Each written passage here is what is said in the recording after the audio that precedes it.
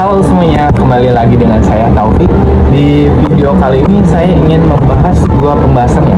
Yang pertama itulah tentang startup ya. Jadi sebenarnya startup itu sendiri artinya apa sih?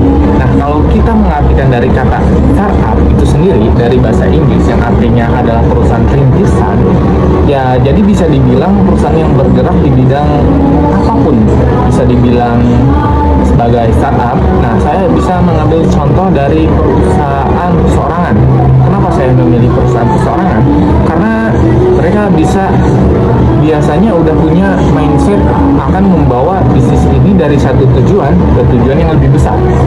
Jadi mereka punya mindset itu adalah continuous growth. Jadi biasanya mereka punya bisnis yang masih kecil, startup gitu ya, perusahaan rintisan, mereka punya visi akan menjadi perusahaan besar atau mungkin konglomerat kreasi atau mungkin bisa menjadi perusahaan multinasional suatu hari nanti ya. Nah, sekarang kita beralih ke pembahasan yang kedua, yaitu kemitraan nih. Yaitu kemitraan yang sering berselisih antara kedua mitra ya. Kita ambil contoh yang pertama, kita bisa ambil contoh ya. Yang pertama itu konflik antara dua anggota tim ya. Konflik ini terjadi kala dua anggota tim tidak setuju atau berselisih pendapat. Pemicunya biasanya adalah karena perbedaan individu dalam hal kepribadian, pendekatan kerja, atau ekspektasi sering kali menjadi penyebab konflik antara dua anggota tim. Kedua orang tidak bisa menyepakati secara terbaik untuk menyelesaikan tugas atau proyek ketenagaan dapat meningkatkan dan mengganggu harmoni tim. Jadi cara menyelesaikan konflik ini bisa dengan cara yang pertama itu mediatori konflik.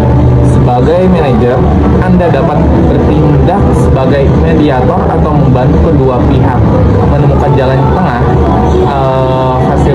atau kita bisa fasilitasilah percakapan di mana masing-masing pihak dapat mengungkapkan pandangan mereka secara terbuka dan mencari solusi bersama dan fokus pada solusi, bukan kesalahan mereka. Dorong kedua pihak untuk fokus pada solusi yang dapat diterima oleh keduanya, bukan pada siapa yang salah atau benar. Pendekatan ini akan membantu mengurangi ketegangan dan memungkinkan tim untuk bergerak maju. Tetaplah kesepakatan yang jelas. Yang ketiga ini, tetapkanlah kesepakatan yang jelas. Cara mencapai kesepakatan, pastikan untuk mendokumentasikan dan mengomunikasikan keputusan tersebut dengan jelas. Ini membantu mencegah konflik serupa di masa depan dan memastikan semua pihak memenuhi kesepakatan yang dibuat. Jadi itu adalah dua pembahasan dari saya. Sampai jumpa di video-video lainnya. Terima kasih. Sampai jumpa.